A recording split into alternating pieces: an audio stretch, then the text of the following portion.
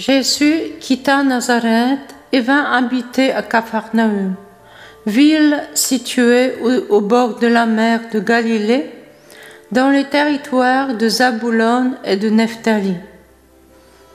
C'était pour que soit accomplie la parole prononcée par le prophète Isaïe.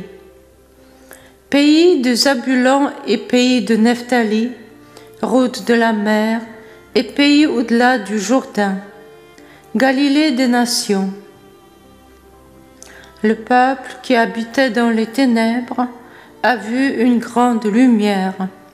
Sur ceux qui habitaient dans le pays et l'ombre de la mort, une lumière s'est levée.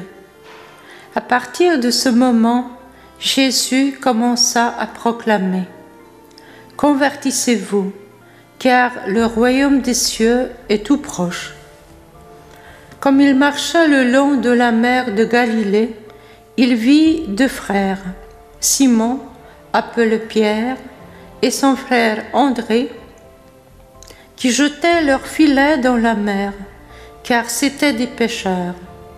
Jésus leur dit: « Venez à ma suite, et je vous ferai pêcheurs d'hommes. » Aussitôt, laissant leurs filets, ils le suivirent. De là, il avança, et il vit deux autres frères, Jacques, fils de Zébédée, et son frère Jean, qui étaient dans la barque avec leur père, en train de réparer leurs filets. Il les appela. Aussitôt, laissant la barque et leur père, ils le suivirent. Jésus parcourait toute la Galilée. Il enseignait dans leur synagogue, proclamait l'évangile du royaume, guérissait toute maladie et toute infirmité dans le peuple.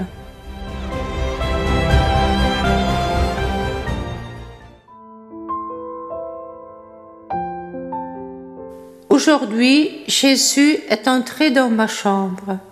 Il portait une tunique claire et une ceinture d'or autour de la taille. Une grande majesté rayonnait de toute sa personne, et il m'a demandé: « Ma fille, pourquoi t'abandonnes-tu à des pensées craintives ?» J'ai répondu: « Seigneur, tu sais bien pourquoi. » Il m'a dit: « Pourquoi? Cette œuvre m'effraie. Tu sais bien que je suis incapable de l'accomplir. » Il m'a demandé: « Pourquoi? Tu vois bien que je ne suis pas en bonne santé, que je n'ai pas d'instruction, que je n'ai pas d'argent, que je suis un abîme de misère et que j'ai peur de rencontrer les gens. Jésus, je ne désire que toi, toi seul, peux me dispenser de cela. » Et le Seigneur m'a dit: « Ma fille, ce que tu as dit est vrai. Tu es très misérable, mais il m'a plu de réaliser l'œuvre de la miséricorde justement par toi, qui est la misère même. Ne crains rien, je ne te laisserai pas seul.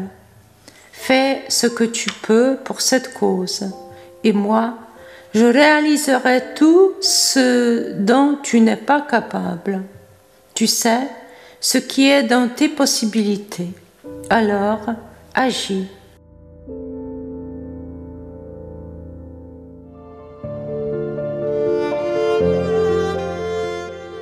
Pourquoi t'abandonnes-tu à des pensées craintives?